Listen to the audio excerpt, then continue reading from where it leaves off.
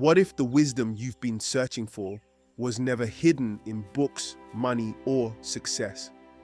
What if the answers to stress, confusion, failure, and purpose were already known long before the modern world existed?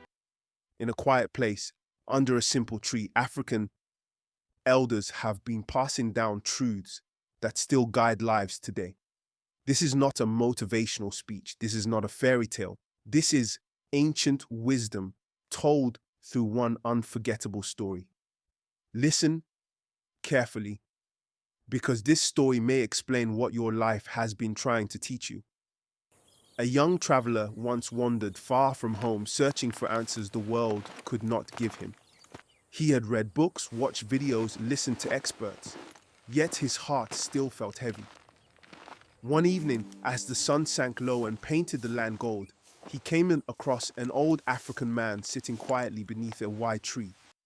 The traveler asked, why does the world move so fast, yet people feel more lost than ever?" The old man did not answer. Instead, he picked up a stick, drew a slow circle on the ground, and said, "Sit. Some answers do not like to be rushed." They sat together in silence. The wind passed gently through the leaves above them. Birds called to one another in the distance. Minutes passed. The traveler shifted uneasily. Finally, he asked, "Why aren't you saying anything?" The old man smiled and said, "In my land, we learn early that the mouth that speaks too much forgets how to listen. Everything that survives here listens first." At that moment, the traveler understood something he had never been taught. Silence was not emptiness. Silence was wisdom waiting to speak. As evening came, the old man led him into the village. A fire was burning at the center. One person brought wood, another brought water. Someone else brought food. No one arrived empty-handed, and no one sat alone. The old man said, "A single hand cannot tie a bundle. Those who try to walk alone grow tired too quickly." The fire burned brighter because many hands fed it, and the traveler realized that strength is not found in isolation but in connection. The next morning, a man dressed simply walked through the village. Children ran to him. Elders greeted him with respect. The traveler whispered, "Who is he?" The old man replied, "He owns very little, but his name opens doors." "In our culture," he continued, "we do not ask how rich a person is. We ask who they are. Money can disappear, titles can fade, but character follows you everywhere." The traveler thought of how often the world praised wealth and ignored integrity. That day, his understanding of success changed. Later, as the sun climbed higher, the traveler confessed, "I feel late in life. Others seem far ahead of me."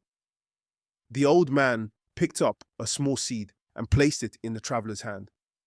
"Do you shout at a seed for not becoming a tree in one day?" he asked. "No," the traveler replied. "Then why do you shout at yourself?" the old man said. "Everything grows in its own season. The seed waits for rain, the fruit waits to ripen, and a person waits to become." The traveler felt a quiet peace settle in his heart. That night, rain fell heavily. The traveler spoke again, his voice low. "Why does life hurt so much?"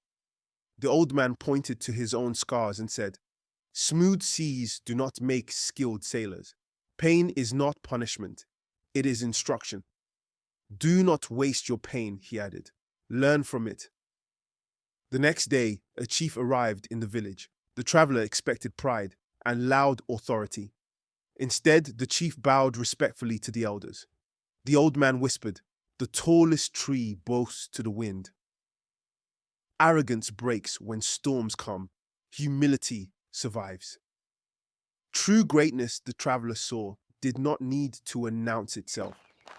When it was time to leave, the traveler asked one final question.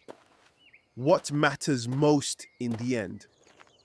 The old man looked again at the circle he had drawn on the first day and said, "When you leave this world, what will still speak your name, not your possessions, not your status, but the lives you touched, the truth you stood for, and the good you left behind.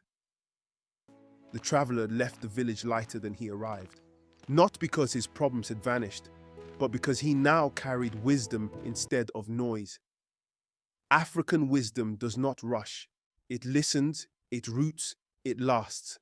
And if the world listened more carefully, it would remember how to live again.